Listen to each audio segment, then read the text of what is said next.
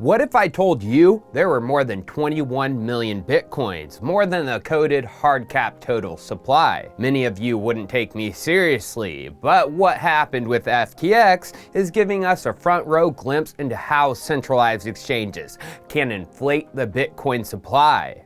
What can be done about this? We'll find out in about 10 minutes, because it's time for Chico Crypto. What makes Bitcoin so special is its limited supply. Unlike other assets, Bitcoin is provably scarce, and the total supply ever created is 21 million Bitcoin. But centralized entities can inflate this supply, trading on fractional reserves. Just last week, FTX spilled the beans on centralized exchanges and their shady operational practices. Last week, FTX's balance sheet was leaked, and they held only $1 billion in liquid assets with over $9 billion in customer liabilities. Jumping to the leaked balance sheet, we can see they had over $1.4 billion in Bitcoin liabilities, aka customer deposits or open trades on their platform.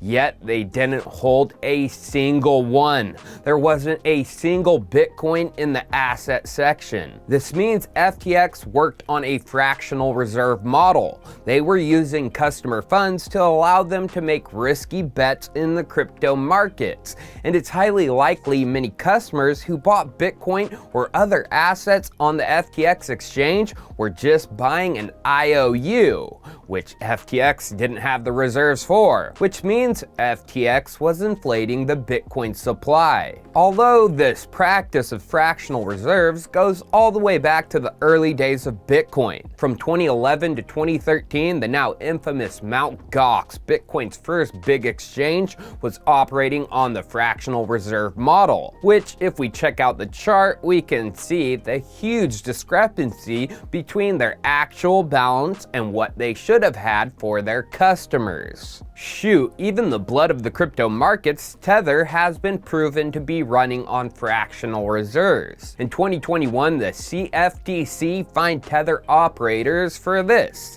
The CFTC document states, in fact, Tether reserves were not fully backed the majority of the time. As found in the order, Tether held sufficient fiat reserves in its accounts to back USDT Tether tokens in circulation for only 27.6% of the days in a 26-month sample time period from 2016 through 2018. And even today, we are finding out more big-name centralized entities are operating the same way.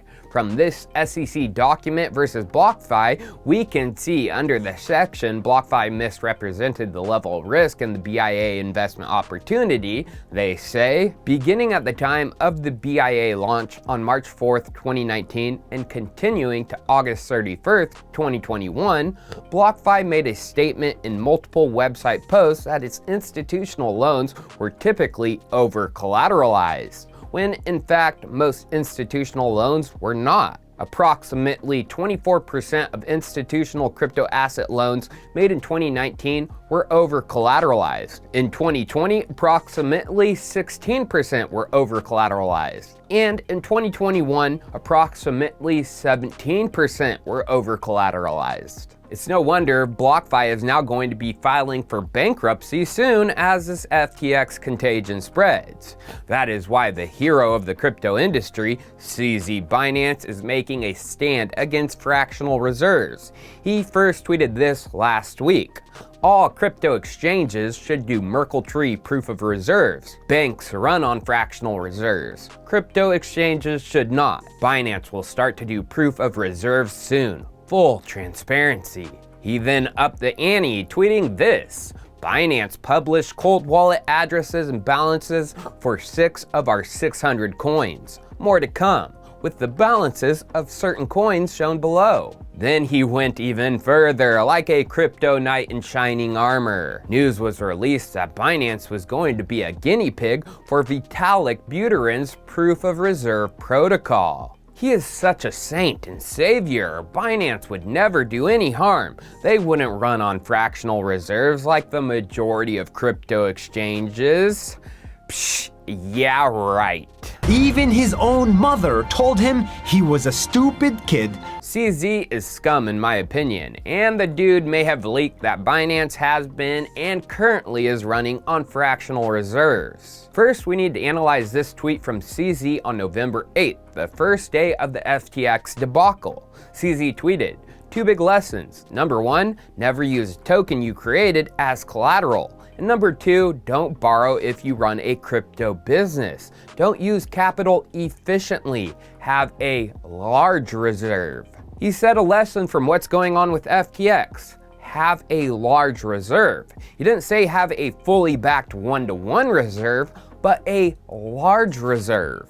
Was this an admission that some of Binance's trading pairs are running on fractional reserves? Well, Binance may have spilt the beans that this is exactly the case. Binance has a proof of assets page where they show cold wallet balances of crypto assets within the Binance exchange. Using the Wayback Machine, which I'll explain why we are using this in a second, and going to November 10th, we can see if we scroll down to Bitcoin Cash, Binance said they have a balance of over 451,000 Bitcoin Cash, and they include the cold wallet which holds the assets. But we can click the arrow to go directly to that cold wallet on the Bitcoin Cash block explorer. Clicking the arrow, it takes us to the wallet and take a look at the balance of Bitcoin Cash, only over 112,000. Now, if you take a look at the website today, they have changed the name from Proof of Assets to Proof of Collateral for B tokens. And if we look at Bitcoin Cash, they now have the correct balance, listed just over 112,000. So you have to ask yourself, where did the balance of over 451,000 come from? That was on the website November 10th.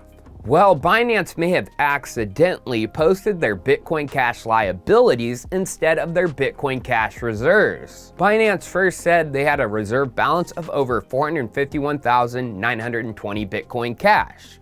When that number didn't match their cold storage amount, they changed it to match it.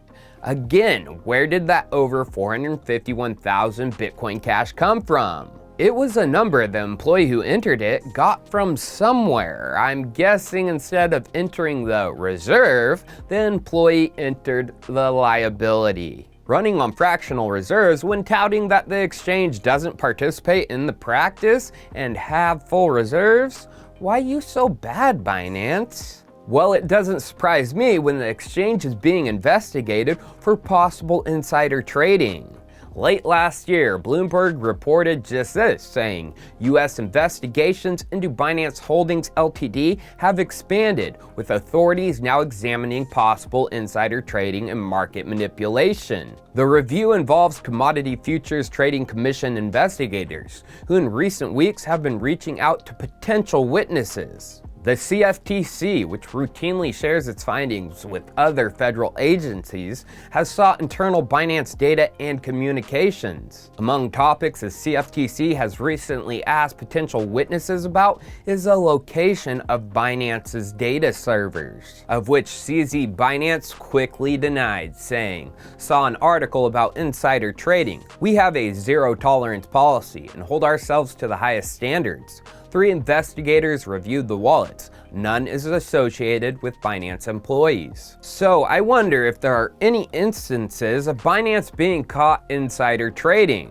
Well, there is some pretty damning evidence out there. We just need to go back in time to the end of 2017 and the first year of the Binance exchange. This was an action-packed time, as Q4 of 2017 was the tail end of that cycle's bull run, and Binance, which was newly released, was gaining traction and popularity like no other. As a new exchange in a highly unregulated market, do you think Binance and insiders could help themselves from trading against their customers based on unknown information to the public? No, they couldn't. In September of 2017, there were leaked messages from a certain someone, the co-founder of Binance, yee-hee, about a certain crypto project, Walton Chain. Messages were leaked to insiders. Specifically, this message was sent to a strategically important person to the VeChain ecosystem, Jackson Fu. As we can see, it's a screen grab of a conversation with Yeehee from WeChat. Now let's see what Jackson said about the message. Just before I sold everything, it's legit, 100%. The person talking to Jackson then says, "Who's the girl?" Of which Jackson replies, "Yeehee." When asked about what the message says, Jackson replies, "Delisting WTC, aka Walton coin." This was insider information about the delisting of a coin on the Binance exchange. Now, why is this so important? Well, if you didn't know, in early September, China announced that they were banning ICOs, and Walton was a Chinese ICO who raised funds within the borders of China. Thus, there are rumors circulating that Chinese regulators were coming after Chinese projects, and Walton would be delisted from exchanges like Binance, which even prompted Walton Twitter to tweet that this wouldn't be the case, and putting out a statement to their Chinese ICO investors. So did the leaked message from Yeehee have an effect on the Walton price? Well, here's Walton's price on September 14th, 3 days before the message from Yeehee was leaked on September 17th. Walton was $2, ranked number 75, with a market cap of nearly $50 million. Here is Walton just a few days after the Yeehee message started circulating, September 22nd. The price dropped from $2 to $1.26. Walton was now ranked number 98 with a market cap of just over 31 million. Now, if Binance would conduct themselves like this in the past, who says they aren't doing it today? Don't trust centralized entities with your funds. They aren't SAFU with Binance's snafus. Cheers, I'll see you next time.